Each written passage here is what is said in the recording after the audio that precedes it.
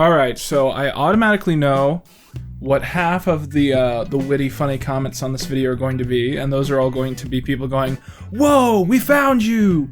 Whoa, you were missing, whoa!" So I guess I should start off by addressing that. So on the main channel right now, I am doing an extended storyline, and the storyline is that I am missing. And I've had, weirdly enough, like 1 or 2 people unironically confused about if that's actually real. You know, the first thing I gotta say is that any content I make for the second channel, or my TikTok, or my social media, isn't canon to that storyline. So don't think that I've literally, like, been found and I'm home now. Because that storyline, initially, we conceived of it to explain why Dad would take over the channel for April Fool's Day. But as time has passed, I realized it would be really fun to pivot and also use it as an in-universe excuse as per why I'm taking a break from making content. Since I'm explaining that out loud, it is suddenly very obvious that I don't need an in-universe story to take a break, because most people associate me with only posting once a year. But just because I only post once a year doesn't mean that I'm not working all the time. And the short of it is that since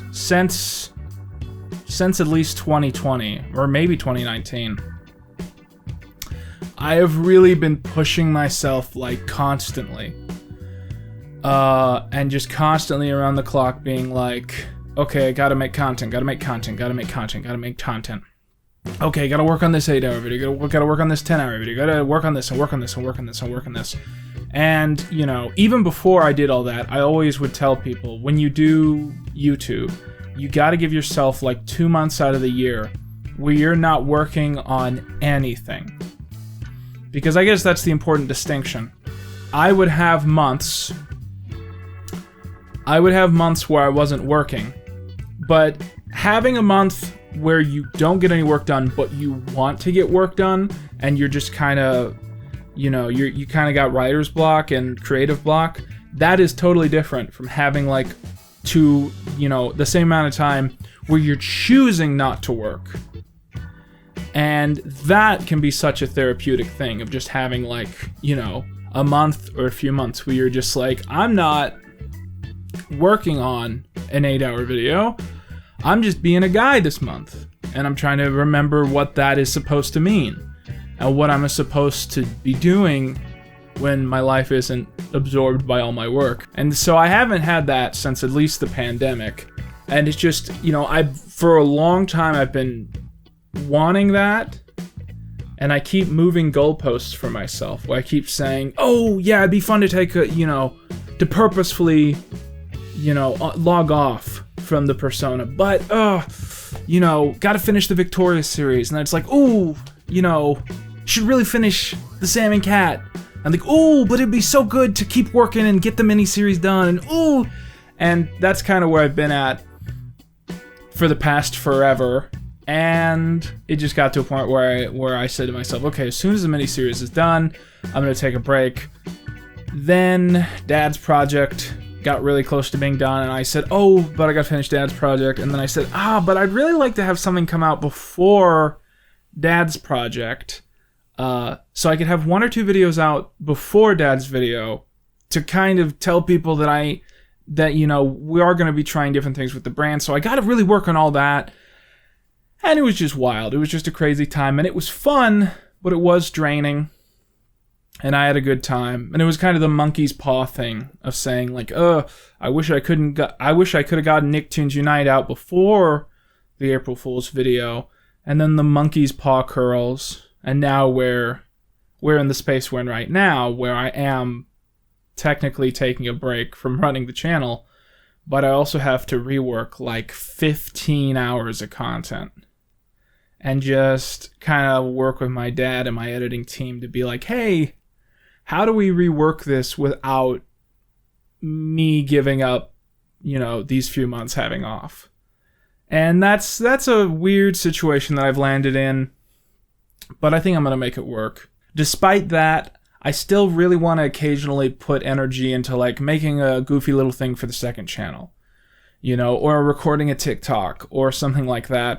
So one thing that's been on my mind a lot is kind of what I'm going to do when I get back from this, when I've given myself time off and I've really properly healed my brain and I've got to, adapt to a more normal lifestyle and have some time off. When I come back to it, where do I want to go with all this? What do I want to do? Because obviously I just dedicated 4 years of my life to basically one project. It was a successful project. It was also an infamous project. So I have these battling, viewpoints where a lot of people want me to just keep doing that same thing and keep up the rhythm I already have, which would be great for my, me in terms of success and, income and that kind of thing. But I also have this thought in the back of my head that it would be really nice to prove the haters wrong, and make something that I'm really proud of. That's not just me going in season 1, episode 1 and that kind of thing. So I think I'm going to be really creative with it. But, as I spent a lot of this time kind of reflecting on that sense of legacy, I thought it would be fun to come here and do a little video, basically of me answering what I would call the top 10 questions that people ask me right now about the YouTube channel, about the brand, about what I do. And I thought I'd go through these real quick and just give, honest answers. And maybe next time someone asks me one of these questions, I'll just point to this video because this is going to be a really great resource for those community curiosities that always, seem to constantly come up. Okay, so this is going to be the top 10 questions that I get asked the most often. So number 10, why did I start making long videos? So this is a funny story, which is going to sound outdated. But many years ago, I used to watch a bunch of YouTube channels who I thought were the top commentary YouTube kings. And they're all channels that for one reason or another I don't really watch. Most of them don't really exist like they used to. But I used to watch H3H3, Filthy Frank, iDubbbz, and I even had a PewDiePie era where I really liked PewDiePie. And I don't watch any of those channels because most of them don't exist anymore. But I was really into those fandoms, and I got to experience what it was like being on the other side of that chain fence. And one thing I really quickly started to notice in the mid-2010s is that for each of these channels, as time passed and as these creators got older and their style changed, and all the little touches got different, the quality of the mic and the style of the background music and how they would edit and all that kind of stuff, you would very quickly get people coming out who would be nostalgic for a very specific moment in the channel's branding. So I'd always hear people go oh man, I miss 2015 H3H3. Or, oh, whoa, I miss 2014 Filthy Frank. Or, oh, I miss 2012 PewDiePie. And it always fascinated me because, at this point in time in 2016, it wasn't that big of a difference between a 2014 video and a 2016 video. But those little touches, those little stylistic decisions really impacted kind of the nostalgia that people had for this content.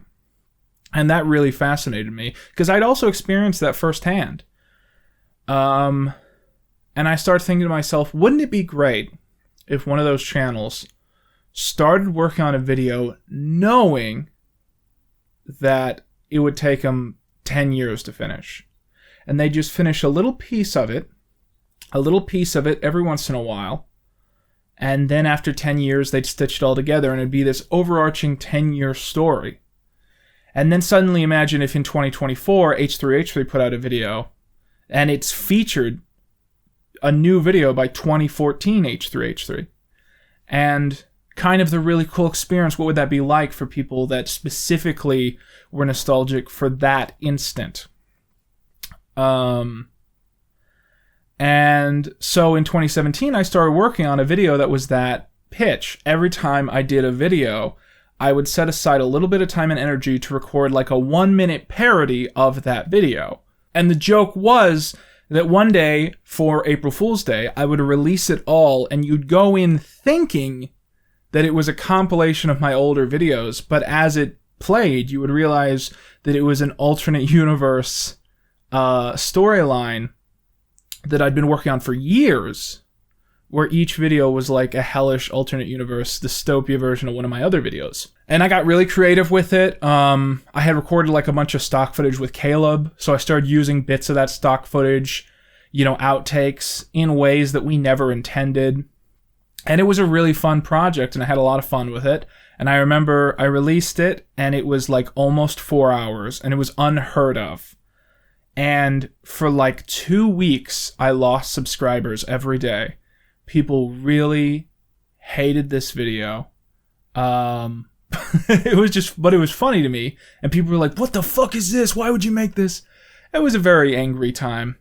But that was the first experiment I did with making long videos, where it was just this project of like spending several years working on one thing and then just seeing how all the styles mix together. And I'm really proud of that video because it does have what I talked about before, where like if my mic wasn't working right on one day, that's present in the new video. And to some extent, I think that did stop me from like improving my content, which sounds weird. But like if it was like, oh, today the mic is a little bit broken, I'd be like, it'll be funny in the April Fool's edit. So that was the first one I did. And then when I was working on iCarly, I just realized that it's one of those shows I have a million things to say about, and there's a million ways you can look at that show. And I realized it'd be really fun to just give in and talk about it from every like possible angle. And I basically said to myself, usually I'd make 30-minute videos and I would cut like 20 things because 30-minute videos were God. And you wanted to have your content be approachable and bite-sized and something you could watch when you're eating lunch. So I'd just be cutting stuff. And in some ways, though, that made better videos. The History Channel videos had a bunch of stuff I cut because I watched through it the final time and I went, this is, no, cut that. And I think it improved the videos. But really going in and being indulgent with the iCarly series was something I took a lot of fun in. And I guess this is the most important thing, where a lot of people ask me why I do it or like what I think the point is. And I've thought about this a lot, and it's always been my stance that my intention when I make like a great video, my intention is that you shouldn't look at it as one 8-hour video that you're supposed to watch in one setting. My intention is always that it's almost like a bunch of smaller videos about one topic that is released at once, and that you go through and you watch as much as you feel like you want to. You try and get, hopefully like sometimes one segment will be satisfying to you. You comment a time code where you were, you close the video, you go do other stuff, and then later if you feel like watching more of the video, you come back, you click on your time code, boom, you're in the place you were when you took a break from the video. So the idea is it's supposed to be like a bunch of tinier videos released in one segment that you watch over a long period of time, so you can get a week, a week or a month's experience out of this one video. And my perspective has always been, could I release this segment as like an episode of a podcast? Is it up to that standard? And I try and think usually I've worked hard to make sure the answer is yes. The Sam and Cat videos are videos I constantly go back and forth about. I think I was being indulgent because people wanted me to be. I think everything I wrote was good, but I probably wouldn't go for that style again, because I don't know if I accomplished that goal of having it be like each little bit you could release as a podcast and it works. But that show was torture, so maybe it's just hard to make good content out of a show that horrible. But yeah, that's basically kind of my viewpoint. And the reason I love that style is because at the end of the day, I get to make videos that a lot of people see, that a lot of people watch, and I get to make these segments that I'm really proud of, where, if you like it or not, if I release that segment by itself, a lot of people wouldn't watch. When you look at my little history about Nicktoon Snapshot, or the intermission that's all about Victorious video games, or like a segment where I'm going over the history of just a little song or a prop or something like that. If you didn't make that an intermission, if you made a standalone video, people wouldn't watch it. And by making it a bigger tapestry, I get to make all these segments that I really love, and people actually are enamored with the novelty of it, and they actually watch this stuff, and I get to make stuff that I couldn't brand, I couldn't market by itself. And that's why I love the style personally. And I think that's a different style from what a lot of other better YouTubers make, which is actual here's 2 hours of me actually talking about this one niche angle of a topic, which I think is a much more legitimate way to do it than a lot of the things that I do. But I am still, regardless of if I enjoy each video I've made, the gimmick of having it feel like 5 videos released at once, I think I'm still really proud of, and I think that's going to continue to be the direction I go in. Okay, so question number 2. Will I review the iCarly reboot? So this is one of the more difficult questions. When I first originally planned what I call the iCarly miniseries, the iCarly reboot was not part of the plan because it didn't exist. They made that show after I started working on the project. I've said this many times. I'm sure you all know this. So the original plan for the miniseries was it was just going to be a video about iCarly, one video about iCarly, and it was going to be me going through the show every season and looking at it from every angle that I could. It's a show about ships. Oh, it's a show about internet culture at the time. Oh, it's a show that predicted the future internet culture, and going through all these different perspectives. And then it was going to end with a segment that I always called We Don't Talk About Dan Schneider. That title was actually borrowed from a YouTuber called Big Joel, or Little Joel. He used to always make videos with that style of title, and I really became enamored with that. I thought it was the perfect title for this. So like back in 2020, or maybe early 2021, I actually asked permission to use that. And then a movie came out that also used that title in a different way. And for a while, that was such a meme that we were scrambling to try and think of a different title. And then the movie kind of, it fell from relevancy just enough that we could use it without it being a complete joke. But yeah, the end of it was always going to be called We Don't Talk About Dan Schneider. Then, as I was working on that first iCarly video, I realized that I actually was interested in seeing what Sam and Cat did with the characters. And so I started planning out the structure of a Sam and Cat video while I was working on the iCarly videos. But then I kind of realized this hypothetical disaster situation where I do the first iCarly video, I do the Sam and Cat video, I do the video about Dan Schneider, and then everybody's like, well, now you got to go back and do Victorious. And at that point, I would have completed the character arc, I would have completed the storyline of that this project was supposed to have, and I knew that it would be really frustrating to be like, okay, we're going to go back, and I guess we'll pretend all the things we were pretending before, because you guys want me to go back and redo. And so I was like, well, I'll just do Victorious, because it'll give me context for Sam and Cat, and it'll stop me from having to backtrack. So the iCarly reboot, originally for ages, I thought what I was going to do is, as soon as I finished the Dan Schneider video, I would then turn around and do the iCarly reboot review. And I was always trying to think of like an angle to have to transition. They're tonally different topics. And for a while, I felt like I had a grip on how it would work. But then what ended up happening was that just one day I knew I needed to take a break, and Dad's video was almost done, so I was like, we'll put Dad's video out first. But the big thing right now is that everyone became like really angry whenever I'd post a video, and really like antagonistic.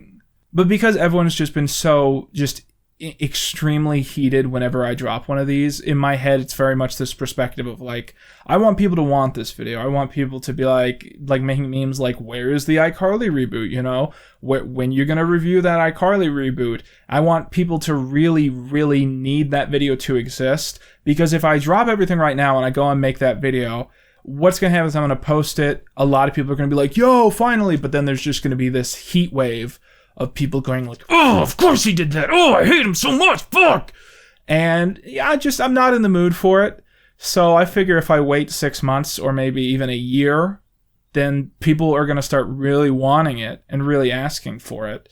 And then it's going to feel worth it, you know, to invest the time into making another long video about something like that. But the only problem is that it seems like the further we get away from the Dan Schneider video, the less people really want that video. I guess the reboot, you know, its cultural significance fades, and every week that passes, fewer and fewer people ask me about that video. So we might get to a point where this backfires on me and people just don't want to see this video anymore, and I don't know. We'll have to see what happens. But yeah, that's the short of it. It's just, I probably will do it one day, but I need people to really need it before I feel like working on it. Okay, so this is the next one. So, will I review Drake and Josh / will I review Zoe 101? Or people asking about, you know, that goal or whatever. But probably the most common version of this question is, will I review Drake and Josh? And this one's a funny one. So a lot of people over the years have truly been anticipating that I would just not stop doing the miniseries that I just finished, that because it was successful, it should go on forever, and I should go do Henry Danger, and I should go do Game Shakers, and I should go through and do Guys Like Us, and The Amanda Show, and I'll go through and I'll do every show that's ever existed, because it's fun, and we gotta keep it going. And a lot of people, I guess, were kind of shocked when I didn't do that, and I actually ended it. So throughout the years, I've had a lot of people requesting, oh, can you please review this Dan Schneider show or this Dan Schneider show? And I thought long and hard about it, and I came up with concepts for kind of how I wanted to review 2 more shows. And those shows were Zoe 101 and Drake and Josh. And the idea was, rather than those videos being part of this mini-series that I just finished, they would be standalone examinations of that moment in time of the shows, but with different main characters. Because I think the big thing is that the miniseries I just did, the main character of that is Dan Schneider, and it's about Dan Schneider. And the idea was, oh, you know, with these other shows, when I go back through, it'll have like a different central character that we're kind of studying as we go by. And I got really excited about that gimmick, which is why I promised it as a 1 million subscriber special. Because I was like, this will be a fun thing to motivate people to subscribe, to kind of get the community excited for something that I want to work on. And I'll be honest, at times I regret doing that now because stuff has really changed. To give you a glimpse into my worldview right now, so the idea with the Drake and Josh video was always going to be that it would be like a retrospective about that franchise that would not be as in-depth and long as like iCarly. You know, we wouldn't linger on every joke in every episode.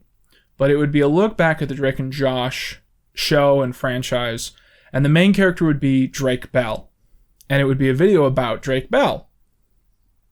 And my idea was, I said, wouldn't it be interesting to do a video that's kind of about the tragedy of this guy? Because at the time that I came up with this idea, everybody publicly hated Drake Bell. He was a disliked person. And I was kind of thinking about it one day, and I said, but if you think about it, there is like a tragedy to what happened in his life and like where things went, you know? Because he was a child star exposed to that world, and, you know, he spent the best days of his youth contributing to a corporation's output, and he came out of it, you know, with kind of a messed up life story. And that was just me looking at it from the vantage point of what he got arrested for. And it was going to be a really subversive, interesting idea of kind of looking at it from that vantage point while still being like, what he did was bad. But now that the Quiet on Set documentary has come out, yes, Quiet on Set, the Tiger King of Nickelodeon think pieces, that idea is so much less fun, and now it very much feels like it's been done. And more importantly, it feels like it will be done. There will be people who make Drake and Josh retrospectives where the entire point is that, like, Drake Bell, you know, that his life was rough. And in my opinion, a lot of those videos are going to suck because they're going to make the mistake of buying into what is very obviously a PR campaign. You know, I can sense a PR campaign. I know when there is a PR campaign, and there's a PR campaign. And this idea that Drake Bell never did anything wrong in his entire life, it's part of the PR campaign. And a lot of YouTubers who aren't willing to look into the details are gonna end up regretting when there's an investigation discovery documentary about him in 5 years. But nevertheless, it's one of those things where, like, I had an idea, it was a really strong gimmick, I was excited for it, and now it's very quickly become this thing of like, oh my god, I have to do this idea that's going to become so played out, and it's probably going to get me into trouble anyways. And it's not that I don't want to do Drake and Josh. It's that I sometimes regret that I've promised to do Drake and Josh, which is why I'm like racing towards 1 million subscribers with a lot less energy, where it's like, you know, if it takes me 2 years to get to 1 million subscribers, maybe that's okay.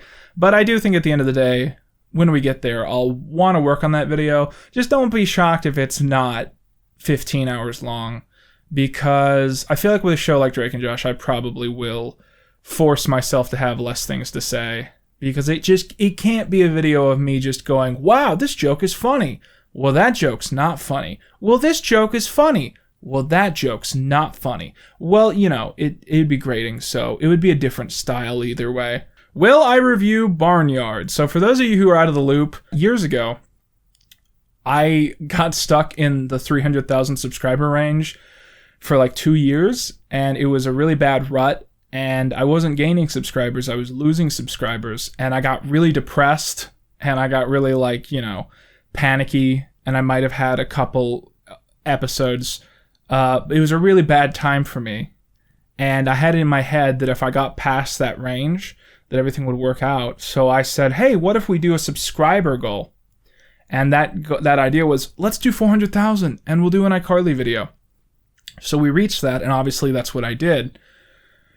But what people remember slightly less often is that I actually had stretch goals, which is a bad idea. I should never have done this. But the stretch goals were 400,000 for iCarly. I think it was 410,000 for Animorphs, 420,000 for Barnyard, which doesn't make sense because that'll take less work. And then it was like 430,000 for High School Musical and a couple others, but we never got to that by the end of the year. So like I'm never doing a High School Musical video. But I did actually reach those first 3 goals, and I think one of those was, of course, back at the Barnyard, which I promised to do a little video on, a little retrospective. I always have that in my pocket as what I call rebound content, where I do really want to do that video. I do really want to do a retrospective there. But it would be a different style, as I've said. And I'm always looking for the right time to do it, and just the right time hasn't come yet. But I feel like it would do well. But I think I'd have to do a few other things first before I did Barnyard, because I just don't think it's the right thing to bounce back with. I don't want to just come back swinging with another video about a Nickelodeon show from that era. This obviously means the next question is, will I do a video about Animorphs? This is one of my most ambitious project ideas that I've had since the pandemic. And during the pandemic, when I was working on iCarly, or after, I guess, however you want to say it, when I was working on the iCarly miniseries, I knew that Animorphs was going to be like an awesome, fun thing to work on. And one of the reasons I was so excited about it was that it's a clipless review, so I'd have to be creative with how I did the segment. And the idea was that I would like do vlogs just for Patreon of me like talking about each chapter and like, well, this character just did this thing. That's shocking to me. And it's mostly there just so I can like remember everything right and not screw it up. And then once every book is done, I do a review kind of talking about the book and the lore and everything you need to know. And I would probably do that for like 10 books and then decide when I'm going to cut it off for the first video. And I haven't started working on that, and the reason is that when I was working on iCarly, I found it really hard to juggle different things. It reminds me of when I was a kid, and I tried reading The Lord of the Rings and The Hobbit at the same time, and I just got so confused. Like, I'd be, like, reading Lord of the Rings, and I'd be like, wait, what happened to that one guy? And it was, like, a character from The Hobbit. And so that's how I felt about Animorphs. I felt I couldn't work on it until the iCarly miniseries was done, and now that the iCarly miniseries is done, I can't take a break and then start working on Animorphs during the break immediately, you understand? So I will start working on Animorphs eventually. It just might be a few weeks or a few months, I don't know. And when once I start working on it, it might take me like years to actually have something I can post on YouTube, but there'll be stuff on Patreon, so you'll be able to know that I'm working on it. Will I review any Disney Channel shows? This is a very common question from people who view me as like the Nickelodeon guy. And to be fair, I think if you look at like my top 10 most viewed videos, it's just like YouTube drama and stuff owned by Nickelodeon. I definitely think when I come back after my break, we're going to have some Disney Channel videos in the pipeline. It's not going to be the obvious ones. I've selected some really fun, obscure shows that I think I could get away with doing videos about. And I don't want to really say more than that because I don't want to spoil the fun. But yeah, so I think eventually I will do Disney Channel shows, but I don't think I'll do like the big guns. I'm not going to do like Wizards or Zack and Cody. We're going to be pulling out some interesting, obscure stuff in a few months. But, we'll see when we get there if it works out. Will I review Big Time Rush / will I review Ned's Declassified? I've combined these two because these are both videos that I wanted to do when I was making the iCarly project that I don't want to do anymore. And that's the quickest way to explain it. Ned's Declassified and Big Time Rush were two videos where I was like, oh, absolutely. Once I finish Sam and Cat, once I get that Dan Schneider video out, I absolutely am going to do videos about these shows. And now that I've gotten some distance, I'm like, I don't want to do that. And that's the easiest way to explain it. And they're both for Bonbon. You have to stop digging your claws into my leg. Ned's Declassified, the main reason is that I think the topic has become like overexposed, where when I do videos about shows, I like to pick shows that aren't covered as much because my goal is to bring something new to the table, to bring something new to the discussion. And part of the fun is to be able to kind of look at all the stuff I have, all the facts, all the stories, the production history, and kind of piece together my own narrative as per how we're going to look at things. And that's the most fun of doing any kind of story or any kind of documentary or whatever you want to call it. And Ned's Declassified during the course of this project has become one of those shows where it's just like, I feel like with the podcast, it's so much less fun to talk about it because there's a pre-decided like angle to it. Because the big thing about Dan Schneider shows, why I would never do like an iCarly video today, is that the narrative is pre-decided. The Quiet on Set, the Tiger King of Nickelodeon think pieces, has made up people's minds where the narrative is every single second you look at any single one of these sitcoms, you have to constantly be turning to the side to be like, child abuse, and then turn back just like every 10 seconds, child abuse, and then you turn back and you just keep going. It's like, it's not fun.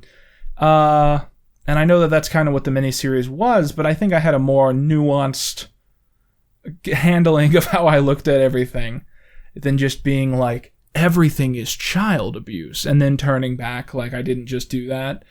And so that's one of the reasons that Dan Schneider shows are going to be less fun to cover in general for any content creator in the future. And I feel the same way about Ned's Declassified, where with like the podcast being there and already the podcast being like a steep hill to get into, I feel like that makes it harder for me to want to do a Ned's Declassified retrospective, which is rough because I had a whole vision as per how I was going to do it. The video was going to be called Ned's Declassified Sitcom Appraisal Guide. And I really, really was looking forward to it. And now it's like, I don't want to do it. I don't want to do it. Big Time Rush. Someone has done a Big Time Rush video that I'm told is good, but it's a little obscure. Then there's a bunch of other YouTubers that have told me they're going to do Big Time Rush videos. So it's not that it's been done, but it feels like it's about to have been done. By the time I'm done with this break, there's probably going to be more Big Time Rush videos. And also, like, the band got back together and they immediately apparently got into controversy. So it just seems like a lot less fun to jump into that one, to be like, and eventually I got to talk about this stupid shit they did. So that's one of the big reasons Big Time Rush is off the board. But the big reason for both of them is that I want to try new things. I want to try and talk about different topics. I want to do videos on things that aren't Nickelodeon. I want to do things other than live action sitcom retrospectives. And then that makes it less exciting for me to be like, oh boy, get to do the same shit again, but with a different director, I guess. So this one is a consolidation of like a million questions you could ask, but here it is. Will I review, in parentheses, Nickelodeon/Disney show from after 2010? I constantly have people who are like young Gen Z ask me to review shows from their childhood that I distinctly didn't watch because I was too old. And I feel like a great example is like Jessie. People will be like, oh, do a Jessie retrospective. And this is an issue with me, like on a level of creativity that I think is very interesting to think about. If a show from one of these networks is from after I stopped watching, I think I need like a gimmick. I need a thesis statement. I need like a question or a belief or something that I'm, excavating or looking into. Because whenever I do these videos, the most common version of that is just me going, remember old thing? I remember old thing. Here are memories I have of old thing. Now let's go back to old thing and see if old thing stands up. Which is a fine enough reason to rewatch something for a YouTube video. Totally fine. But once I get past the stuff that I was there for that I remember, it's like, what am I doing? If I'm just like, let's look at Jessie for no reason at all. Because I don't remember this show. I don't know what this show's about. But let's look at Jessie because it's going to make me money. To me, I have to have like something I'm going for. And there's plenty of examples of that. Like Sam and Cat is a great example. Sam and Cat was me examining the downfall of this franchise and the definitive exhaustion you can feel on set. And there's a bunch of other shows from that kind of era and later that I want to look at, but for like a reason, where it's like, this is the reason I want to look at this. I'm trying to answer this question. I'm trying to explore this. But if it's just a show where it's like, let's look at it to look at it, I don't think that's enough. I think you need a gimmick if you weren't there for it. Will I make the Bigfoot video? So this is a big one that I get all the time, and I constantly have to re-explain what's going on with the Bigfoot video. Okay, but we're going to do it. So what is the origin of the Bigfoot video? This is the actual question we need to start with when answering the question, will I do the Bigfoot video? So the origin of the Bigfoot video. Years ago, I made a video with my friends, which was a parody of 2010's ghost shows. And it was us in character lampooning ghost shows without it being a review, without us using clips from other shows. It was entirely new content. And the video was called Every Ghost Show. And it was like a 22-something minute skit. And we made it, and we sat down, we wrote it for weeks, we filmed it. We spent a bunch of time editing it and trying to cut down stuff that was holding back the timing of the segment. And we really, really thoroughly worked on it. And when it was done, I was like, this is the best thing I've ever made. I was like, I'm going to put this out. It's going to change my life because everybody's going to watch this. That prediction actually, I think, became prevalent earlier in the process because while we were making it, while we were working on it and while we were coming up with these characters we wanted to play, there was definitely a point where I said, like, I want to make more of this. We got to bring these characters back. So we need to, like, plant clues for a sequel. And so the video is called Every Ghost Show. It came out. And like I said, it's a parody of ghost shows, and it plants clues for a sequel. And I always tell people about this video because Every Ghost Show is the worst experience I've ever had releasing a video. Like, it is the worst experience I've ever had putting a piece of content out. Because it bombed, first of all, and that was really upsetting because we all loved that video. It bombed specifically under the angle of, like, why aren't you reviewing something? Why aren't you doing a drama video about Leafy is Here? Why are you doing this, like, creative thing? And that was really frustrating for me because it felt like every time I tried to do something different, boom, it bombs, no one wants to watch it. And then 5 years later, people come back and tell you that it's the best thing you ever made.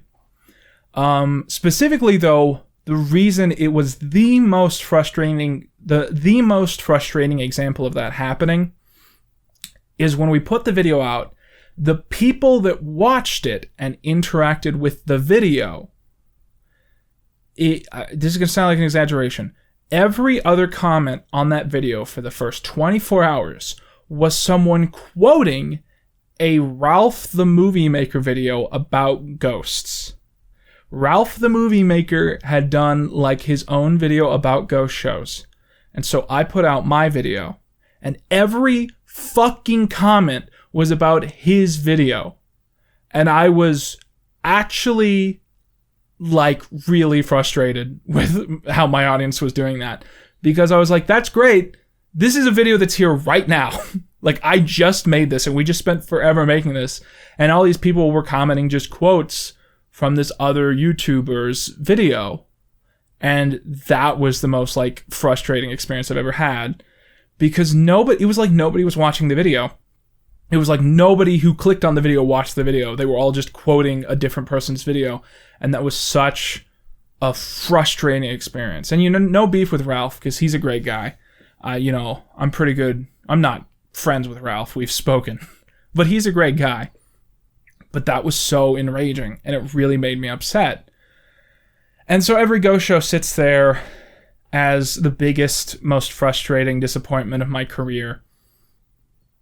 But to get to the end of this pitch, so Bigfoot started as the sequel to Every Ghost Show. The sequel was going to be called Every Bigfoot Show, and the inspiration for that was this book I read about Bigfoot that really plainly put into context all the facts about the Bigfoot legend and the timeline of how it all came to be and all this stuff. And it was a collection of essays.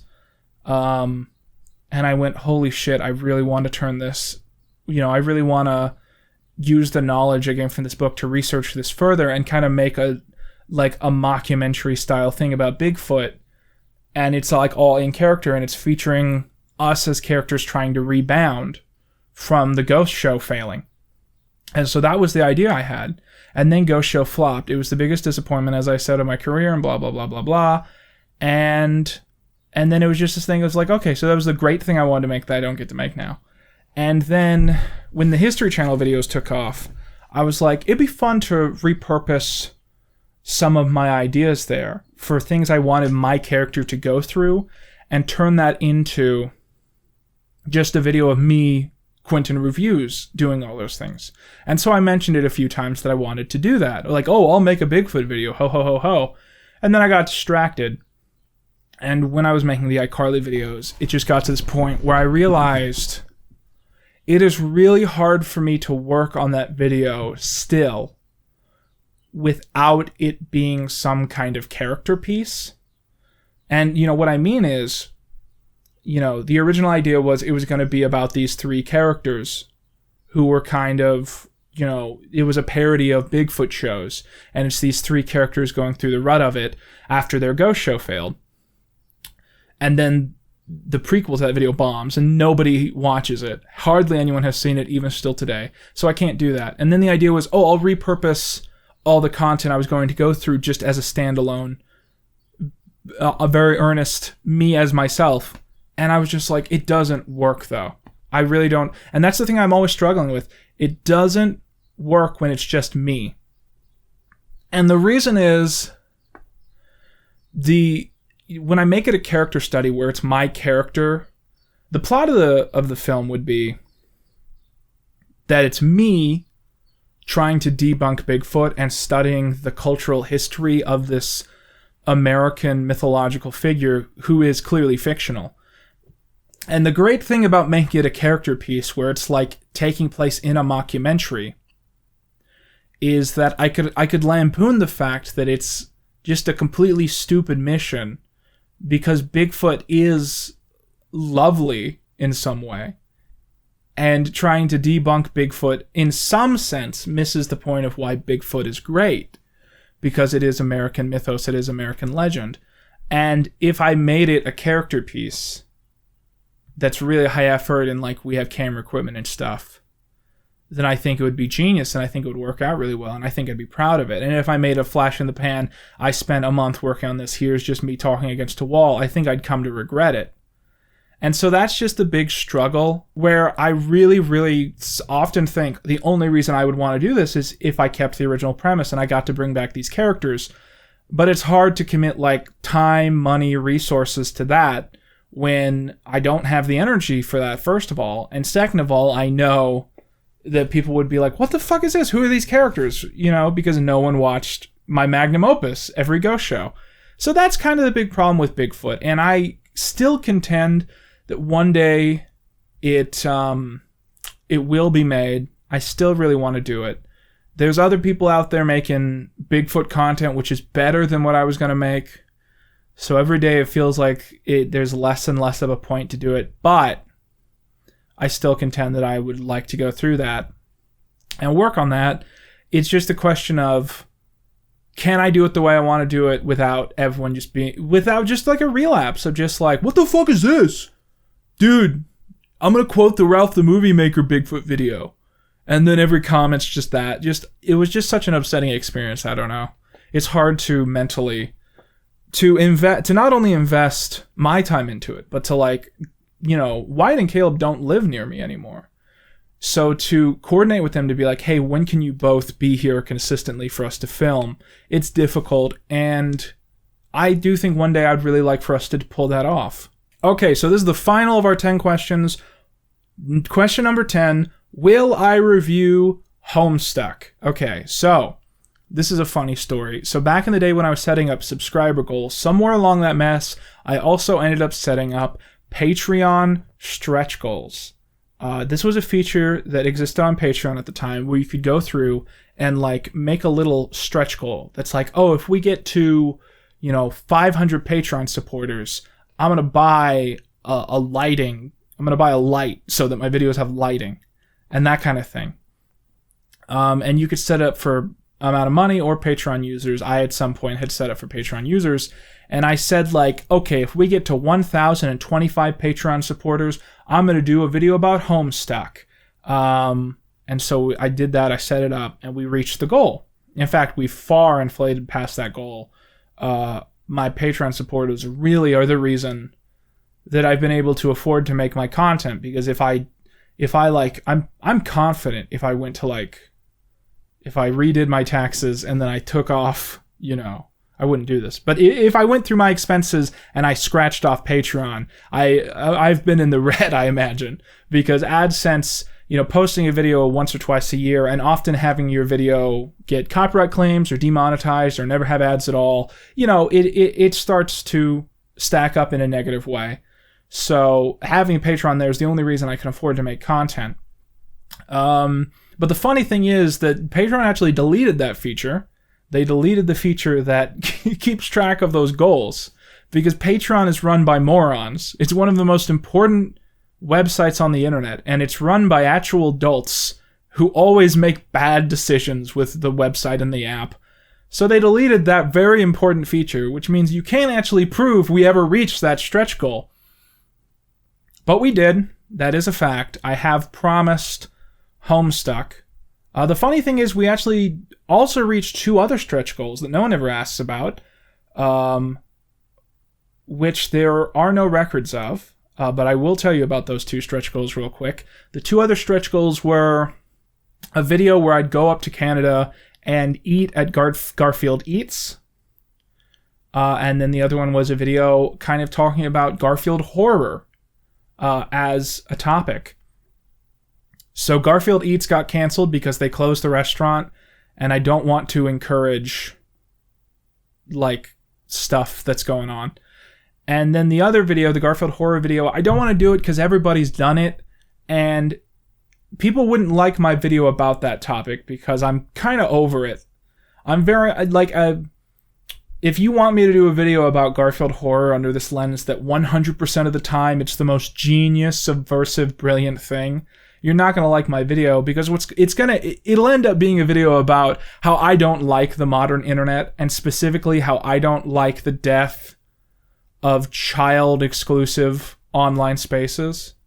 Because I grew up when the internet had like entire places that were just for children. And then people realized that wasn't profitable. So all these children just got herded into the space for adults. And then all the adults started not respecting the boundaries of like these child fandoms. And just, I have so many hot takes that are like, yeah, we should have way more boundaries when it comes to like, of like, this is a space, this is the fandom space for kids and this is the fandom space for adults. And I don't mind Garfield horror when it's its own thing that is explicitly trying to stay out of like 8-year-olds on the internet. But I very much have not enjoyed when it's attempting to be this like invasive thing where it's like, I've gone onto this forum for 8-year-olds to post gore. Like, go to therapy a little bit. And so that's like my first hot take about Garfield gore, and people don't like that. People are like, no, you just have to say that it's genius 100% of the time. And it's fun when it's in its own space. But when it's trying to escape from that space, I fucking hate it. So that's why I haven't made a video about it, because people would just absolutely be furious that that's my hot take about it. And it's good when, for what it is, when it's in its own place. And people who have made videos about it have made videos so much better than the video I was going to make. But anyway, so the Homestuck video, I have promised the Homestuck video. The Homestuck video will exist eventually. So the funny thing about the Homestuck video is it's not an if, it's not a theoretical video. I have started filming that video. So the Homestuck video to me was supposed to be a realization of the original pitch for this style of video, where my goal was to finish like 10 minutes a year. Maybe 15 minutes, maybe tops 30 minutes of content. And that the joke would be that as you watch the video, if I finish the video in 5 years, as you watch the video, I keep getting older as you watch it. And this was like my pitch. It was like, this is how we're going to do Homestuck. And I'd always wanted to do this idea. I just wanted to pick something where I felt like eventually there would be like a joke to it. Because I'm sure Homestuck is the kind of show, because it's infamous for stalling out and going on forever, that like having a video where it's obvious that like, okay, so you've aged 6 months in 10 seconds. I've always thought that that's a really funny angle. So I filmed most of the intro for this video. And then the idea was, okay, I'll come back next year and record the next bit. And then I just didn't do that for a while. The video, just like I said, the bandwidth I have for projects when iCarly was running, it ran really thin. And I obviously had a lot of trauma. Those who have read like my posts and stuff know a lot about that. And it just got to this point where like I didn't have the energy I used to have to commit to doing like eight secret videos at once. But very much during this summer, we want to record the next segment of that video. I just have to figure out who's going to be in the video, because I basically want it to be like a club of me and like 2 other people slowly going through Homestuck. And I have to pick like a couple guests on this like book club, this podcast, whatever. I have to find a couple guests who would be willing to like commit, like we got to come back in 6 months and do this again. But this is the important gimmick. You know, if you're raising your hand up and going, oh, I know everything about Homestuck, put me on the book club. No. The joke is that it's only funny if everyone on the podcast / book club doesn't know fucking anything about Homestuck. Because the whole joke is that the video is about how, like, Homestuck is so fascinating to me because it's borderline a household name, but it's one of the weird examples of a household name where cultural osmosis has not taken hold. Okay?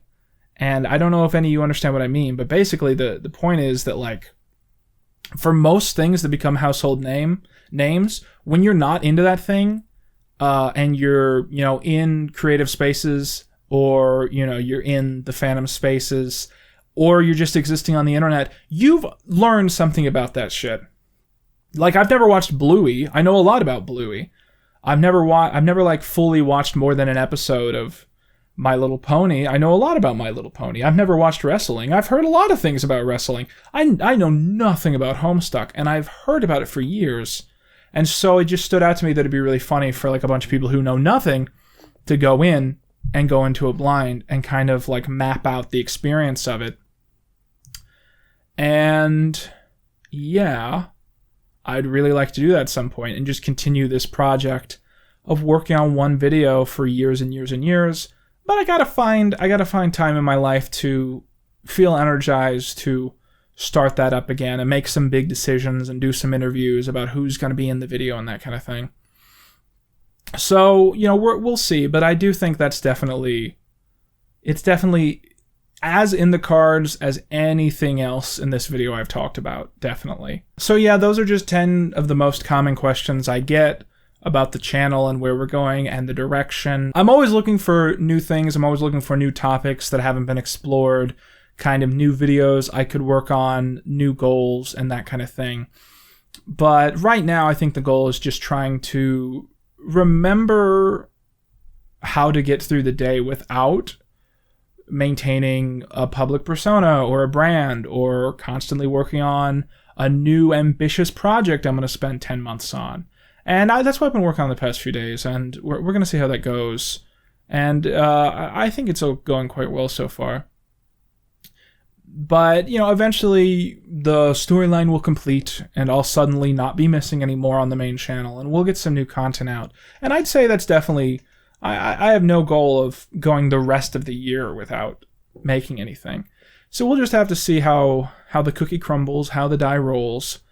And definitely we're going to get there. So thank you all so much for watching this. Thank you all so much for supporting me on the main channel.